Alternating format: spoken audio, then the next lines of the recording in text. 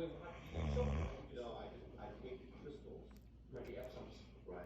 And if I have an itchy feeling, like a little rest off, get the itchiness, Mm-hmm. I take fucking Epsom salt and I put it on that little thing on the skin.